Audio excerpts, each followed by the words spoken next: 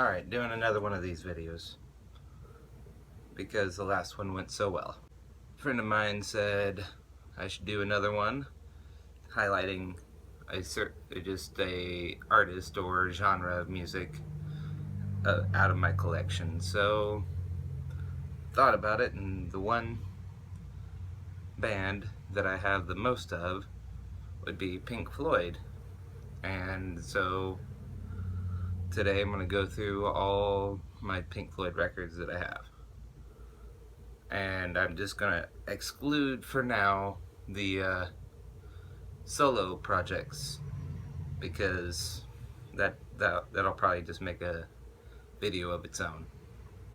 One thing about these records, or at least the Pink Floyd ones, they're not all original presses and they're not all the best of shape, but that's what you get when you're just trying to collect on a low budget. So you gotta start somewhere. So some of them aren't the best of shape, they're not first pressings, they're just what I could get at the time and what I have kept and what I can play and listen to, because most importantly I feel like it's what you can enjoy. It's not about where the copy came from or if it was the very first pressing or anyways. I'm gonna start with the first one, which would be the first Pink Floyd album, which is Pipers at the Gates of Dawn. Now you might notice that this copy has water damage at the top here. It's been torn off. I've got it at a record shop. Record shop owner called me up and said, "Troy, you got to get in here now." And he showed me this one, and I'm just like, I never have seen a vinyl copy of their first album, and the water damage kind of extends to the back. This is a UK pressing. From the research I've done, it's from the mid 80s. It's a pressed by a label called Fame, and it's an exact copy of what was released in 1967. So that's my first one. Next, I've got a Saucerful of Secrets, and this is from what I could find from that same group of repressings on the Fame label. This is also on the Fame label, and it's got a barcode. I'm sure the other one did too, but the water damage across it didn't. You can't really see that. And so this one's in a lot better shape than the other one, but the other one, as well as this one, the vinyl itself looks really great. So being a massive Pink Floyd fan, I couldn't pass these up. Next one is the soundtrack to the movie More. This is from 1969. Sure, this is the US pressing, not sure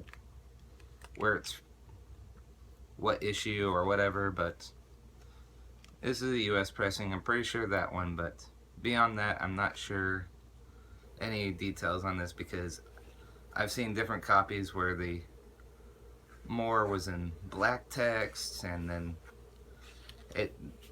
or there's not even this at the top, it just has the graphic. So all I know is it's on Harvest Records, and it is kind of one of my favorite early Floyd albums. It's them trying to start to find their own after they kicked Syd Barrett out of the band and picked up David Gilmour. So it was like a coming of age type album, that trying to figure out what the Pink Floyd sound is after they've lost their main lead singer and lead guitarist and lead songwriter. The next one is Guma, also from 1969. I'm not sure which one was released more or Guma first. I think more than Guma, or maybe that's just me being crazy going alphabetically because M-U. Anyways, this is divided into 2 albums. This has got a studio album and then there's a live album.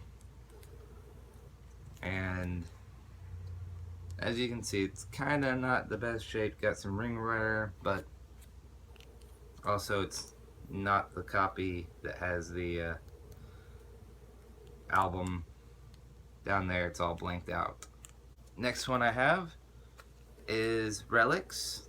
Now this is a different cover. I've seen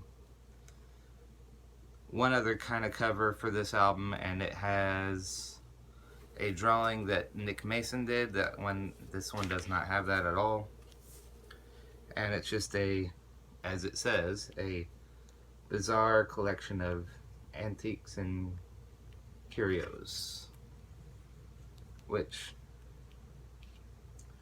has their singles, some of their first singles with Syd Barrett on it, and some other songs like from More soundtrack on here too. And yeah, it's just it's actually a pretty good compilation. Next I got Atom Heart Mother, and this is actually came from the same collection. I kind of bought like the whole collection of the Water Damage LPs. So this is from that same collection. You can see that Water Damage has got some really kind of bad ring wear, and on the back you can see the Water Damage there too. But Atom Heart Mother, it's kind of not my favorite Floyd album, but I do love the cover. I mean, there's like one song on here, the Summer of '68 is like one of my favorites though.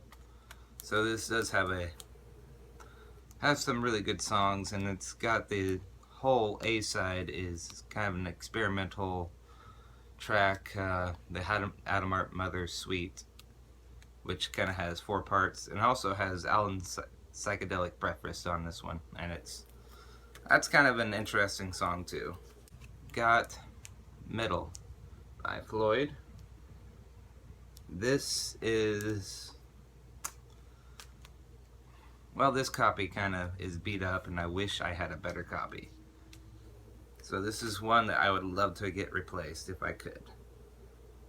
And this, again, kind of like the Atom Heart Mother, kind of has an experimental track that's the whole B side of this record, called Echoes, and is one of the best Pink Floyd songs. I don't know if I flipped that around, but you can see the ring wear. And the album, it has some pops and some skips in it, so one of these days I'll get it. One of these days I'll get around to replacing this, or I'll cut you into little pieces. The next one is another movie soundtrack. Now, this is called Obscured by Clouds, and it's for the movie The Valley, which I've never seen, but this is not sure on the pressing. I just know that I got this from my father, and never really listened to it when I was little. I was just only really listened to it when I was first getting into Pink Floyd, like really getting into Pink Floyd, this album, back in high school. And now I finally can appreciate what this is. This album kind of leads to the next one. It's kind of like, this is where they're more developing it, but they were writing for movies at the time, and so you can hear that in the soundtrack, how they were trying to experiment with their sound and everything, and this is just a step to their next album, I guess. Which, this one, I don't need to say anything, do I? Dark Side of the Moon is in a reissue. I'm not sure which one. Barcode gives it away, kind of, but it's Dark Side of the Moon. I don't know what more I can say. Next one I got kind of renders the first two obsolete and pointless, because this is A Nice Pair, which is a reissue of A Saucerful of Secrets and Pipers at the Gates of Dawn. And it's kind of the cover that is banned. No stickers on it. I don't know if it ever had stickers, or maybe it was in a... Maybe it had stickers on the sleeve when it was in new shrink, but none of these are in shrink. But this is also the US copy, which this image here, for some reason, I never understood, but the raincoat the person's wearing is yellow instead of black on the UK copy. So, I don't know why, but maybe somebody could tell me. Next one I got is kind of a interesting collection. This is Masters of Rock. It also was released as the best of Pink Floyd, and this is again kind of like Relics, but it has different tracks, and this is not a US pressing. This is a Holland pressing, I believe. And on the back it shows all their albums up to that point.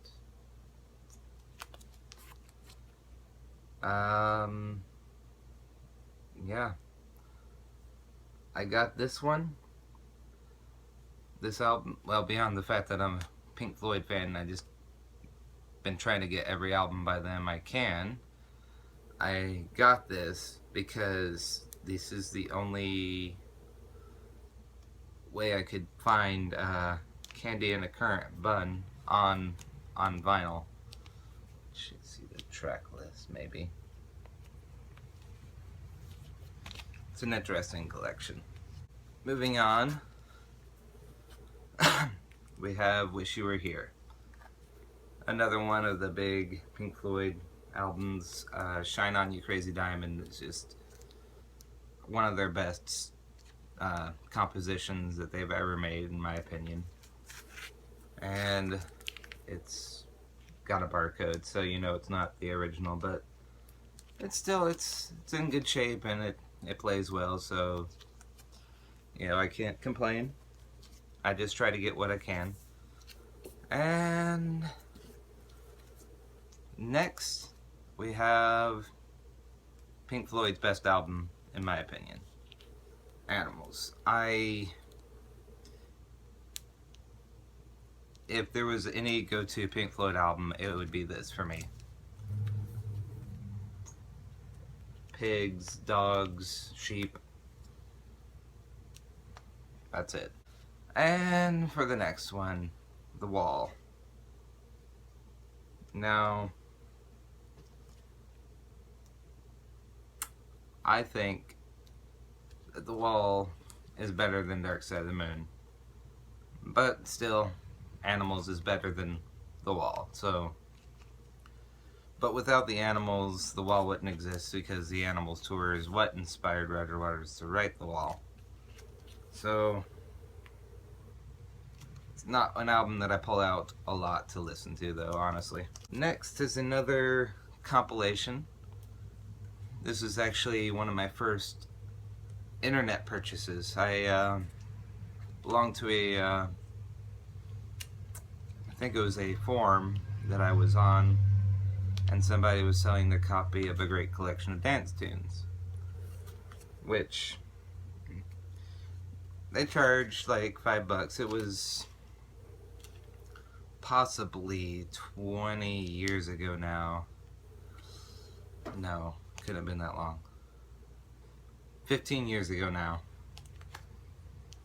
But I bought this off of some random person on the internet. My first experience with buying anything off the internet, really. Also noticeable on this album, beyond the water damage on my copy, is it has a re-recorded version of Money for this album, so that's kind of what makes this one special. Next, we kind of have a Roger Waters solo album, but not really. It's Pink Floyd Final Cut.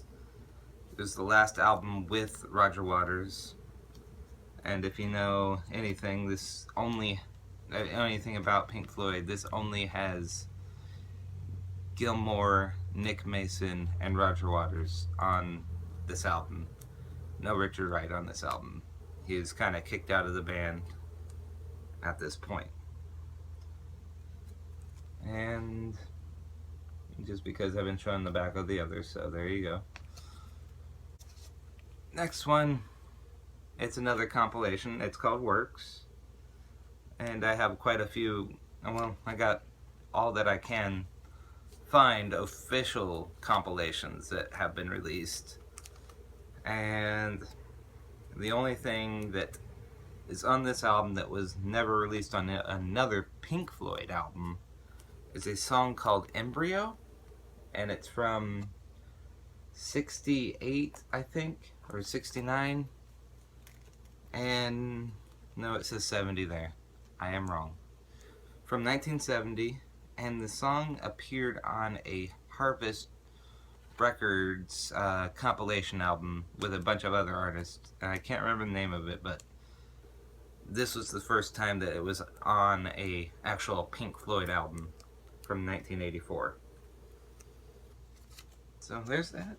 The next is the first post Roger Waters Pink Floyd album, A Momentary Lapse Reason. Honestly, I love this one too. I mean, I feel like there's a division between the Roger Waters Pink Floyd and even the Syd Barrett Pink Floyd, which is only the first two albums, and then there's the David Gilmour Pink Floyd. This being the David Gilmour Pink Floyd, but this still is a pretty strong album and just, it's one that I grew up on, so, you know, it's always going to be one of my favorites. I've got The Division Bell. This is the 20th anniversary, and I never owned this on vinyl. I don't know anybody that ever had the original vinyl of this, the original record, because it was 96. No one bought records back then, but apparently it was pressed, but I could never find it. And I still look for this day. I think if I had the opportunity to buy the original press of this, I'd probably get it, even though this one's better, honestly, because it's not cut. It's because the original press cuts down on a song of the song the song Marooned. It cuts it down to like a single edit version, and this one leaves every track intact and does not cut anything out, and it's a double vinyl, and I've never understood why the backside is flipped upside down. But this next one, probably the one I spent the most money on. Not too many people I know own this record. Now, this is from 2001. This was only pressed in Europe. It was actually made in Holland, this record. think that's the only place that this was pressed. This is a 4-record set of the Compilation Echoes, the best of Pink Floyd.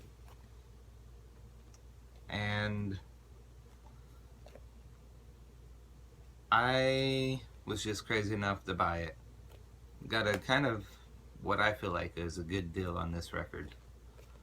So I am glad that I own it, and I have no regrets buying this thing, even though it's kind of expensive and heavy. And I think that should be it, yes. Endless River by Pink Floyd, the instrumental album that was just released not too long ago. And this has got to be the only Pink Floyd album that I've been able to buy brand new when it first came out. And if you know anything about this one, this is from the Division Bell sound sessions. Because they were going to make it a double album, the Division Bell, but they ended up shelving half the material and just releasing Division Bell. And so this is the stuff left over from those sessions, and they have come back and remastered it. And for being Pink Floyd's very last album that they're ever going to make, I think it was a good send-off, honestly. Some fans don't appreciate this record. They don't think it should have even been released, but I feel like this was a good swan song for them. Alright, so that's it.